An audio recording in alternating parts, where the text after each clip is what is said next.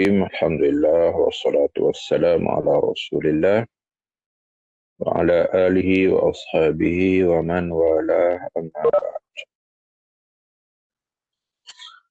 Jadi kita dalam kumpulan hadis dhaif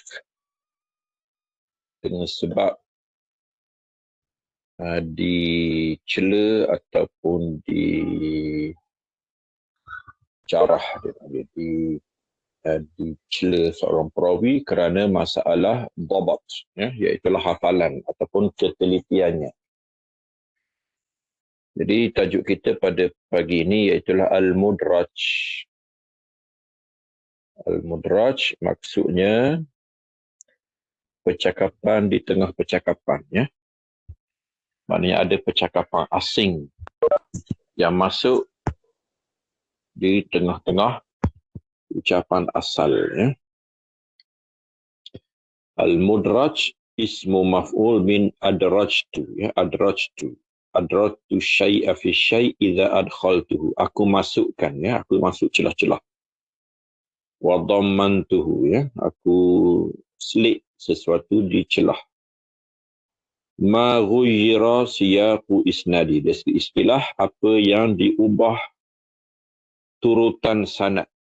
Kadang-kadang mudraj ini berlaku pada sanad. Di tengah-tengah sanad dimasukkan sesuatu yang asing. Au udkhila fi matnihi ma laysa minhu, ataupun dimasukkan di celah-celah matan sesuatu yang bukan daripada matan. Bila faslin, masalahnya dia tidak dipisahkan. Hari ini dipisahkanlah dulu, mula-mula dimasukkan tidak dipisahkan sehingga keliru. Adakah percakapan asing itu termasuk dalam percakapan asal ataupun dia percakapan yang memang berasingan. Al-mudraju qisman. Mudrajul isnad wa mudrajul matni. Jadi mudraj ada dua. Kadang-kadang mudraj sanad, dimasukkan di celah-celah sanad yang asing, ataupun dimasukkan ke tengah-tengah matan yang asing. Ta'rif dia ma ghuyyira siyaqu isnadi. Contohnya, an yasuqa rawi al-isnad. Seorang perawi dibawa sanad. Faya'ridu lahu 'aridun. Tiba-tiba ada sesuatu yang mendatang. Maknanya dia tengah baca sanad, tiba-tiba ada gangguan. Fayaqulu kalaman min kibari nafsihi. Jadi dia pun bercakap dengan gangguan itu. Dengan ada orang yang mencelah. Fayadhunnu ba'du man sami'ahu anna zalikal kalam huwa matnu zalikal isnad. Jadi murid yang tak sedar ni, dia hanya menulis. Dia tak tengok Tok Guru dia bercakap lain. Dia menyangka bahawa Tok Guru dia masih lagi baca sanad. Fayadhunnu ba'du man sami'ahu anna zalikal kalam huwa matnu zalikal isnad. Jadi disangka bahawa Tok Guru dia masih lagi bercakap pasal sanad, sedangkan Tok Guru sedang bercakap benda lain. Fayarwi anhu kadzalik. Masalahnya dia riwayatkan hadis itu dengan sanad yang bercampur tadi. Contohnya, Qissatul Sabit Ibnu Musa Az-Zahid fi riwayatihi man kasurat salatuhu bil-lail hasuna wajhu bin-nahar. Hadis siapa yang banyak sembahyang malam, ceria ataupun cantik wajahnya di siang. Kisahnya Sabit bin Musa dakhala ala Syarik bin Abdullah Al-Qadhi wa huwa yumli. Jadi kisahnya Sabit bin Musa ini, dia masuk jumpa Syarik bin Abdullah Al-Qadhi. Syarik sedang yumli, sedang baca hadis untuk dicatat oleh murid. Jadi dia kata haddatsana al-A'mash an Abi Sufyan an Jabir qala Rasulullah sallam wa sakata liyaktubal mustamli. Okey, dia diam.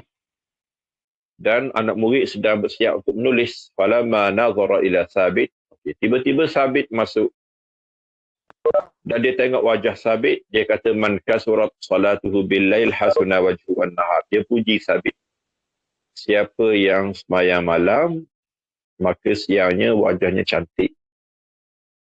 Wa qasada bidzalika Sabitan li zuhdi wa rad. Maksud dia Sabit tu. Wa dhanna Sabit annahu matnu dzalikal isnad. Tiba-tiba penulis termasuklah sabit. Dia masukkan hadis tu, dia sangka bahawa itulah hadisnya. Sedangkan fakana yuhadis, dia baca lagi hadis tu. Sedangkan itu ucapan gurunya,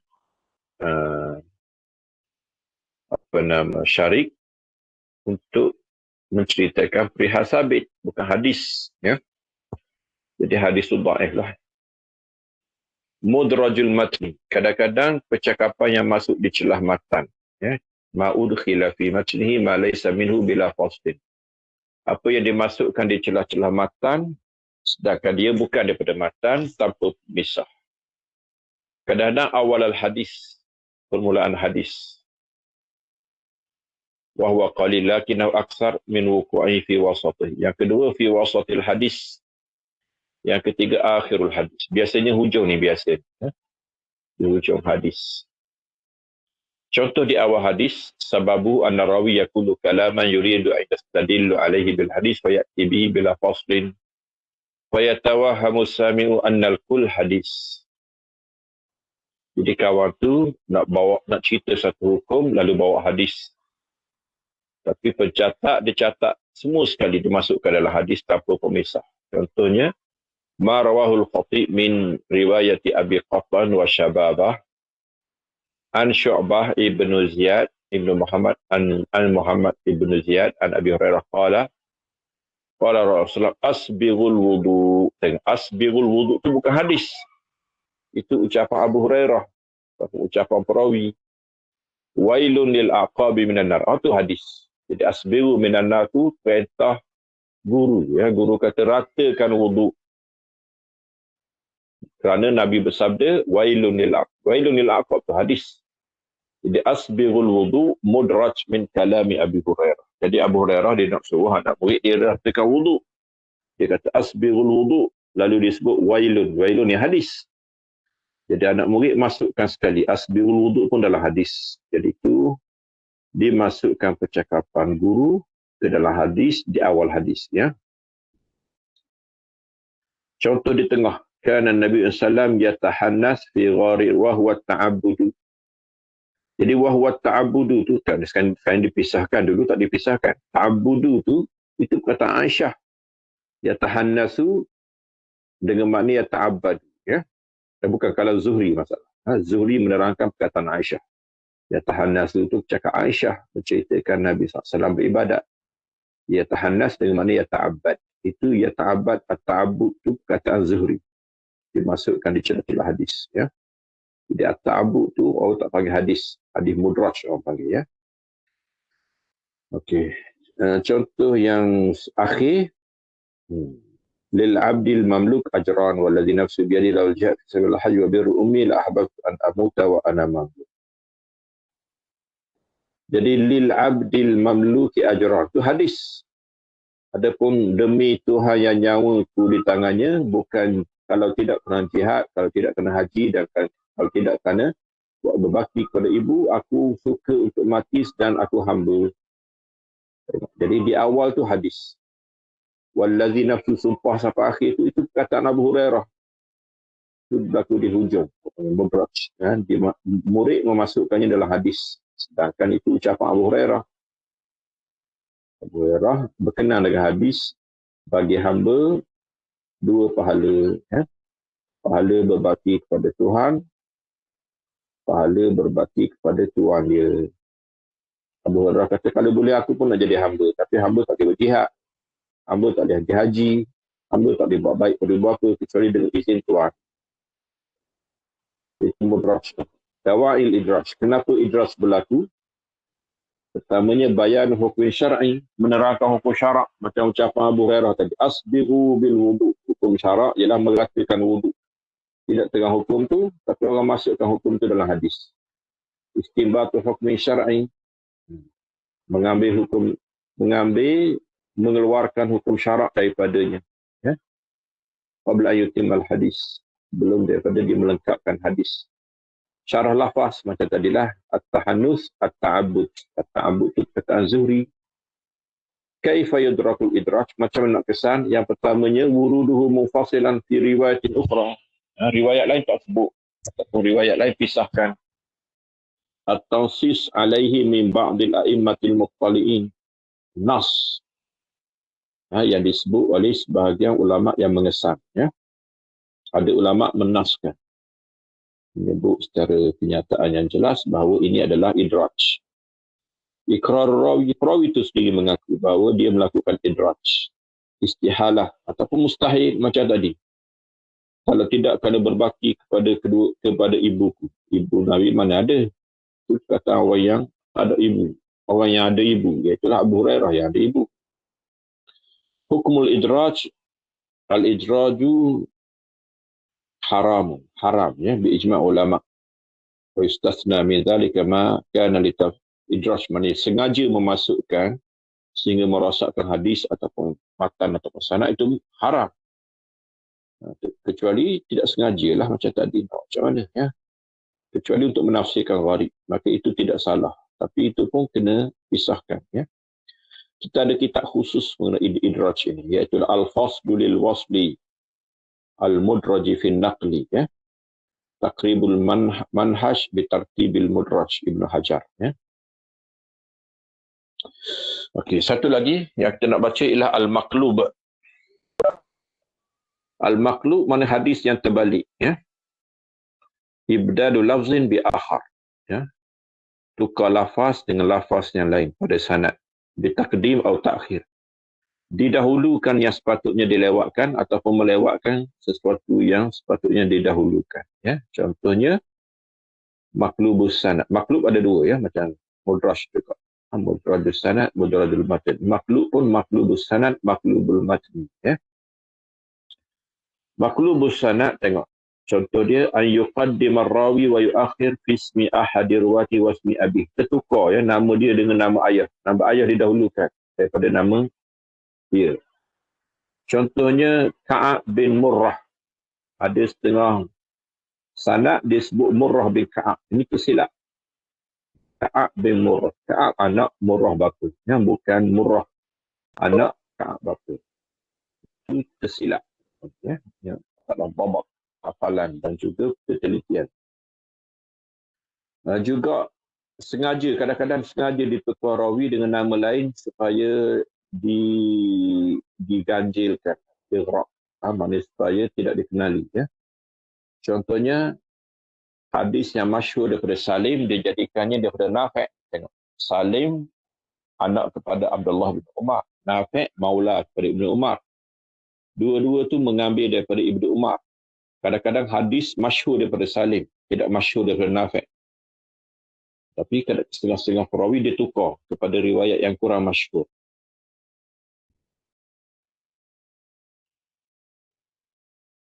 Contohnya hadis ni, ya, idza laqitumul musyrikin fi tariqin fala tabda'uhu bisalam. Kalau kamu bertemu dengan kaum musyrikin di jalanan, jangan dahulukan dia dengan salam. Ya, mereka bagi. Ini makhluk. Faja' qallabahu Hamad faja'un al-Amash wa innama huwa ma'rufun an Suhail. Ditukar nama Amash dengan Suhail. Suhail sebenarnya, tapi ditukar dengan Amash. Amal lebih masyhur. Maklubul matni. Kadang-kadang matan. Ini berlaku lewat dan akhir, ya. Dilewatkan ataupun didahulukan. Contohnya, warajulun tasaddaqa bisadaqatin fa'akhfaha hatta la ta'lama yaminuhu ma tufiku shimal. Ini terbalik. Yamin dengan shimal, ya.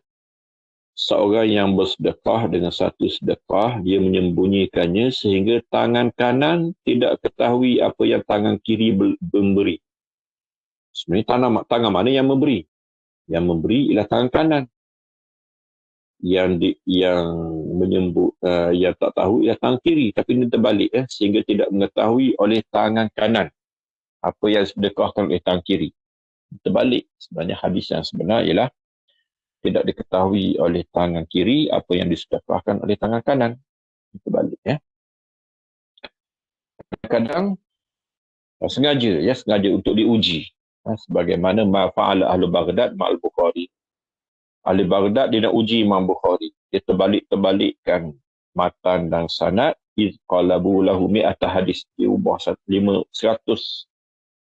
hadis ditukar sanad dan matan untuk menguji lalu Imam Bukhari pulangkan semula sanad kepada matanya dengan sempurna, walam yukhti fi wahidin minha.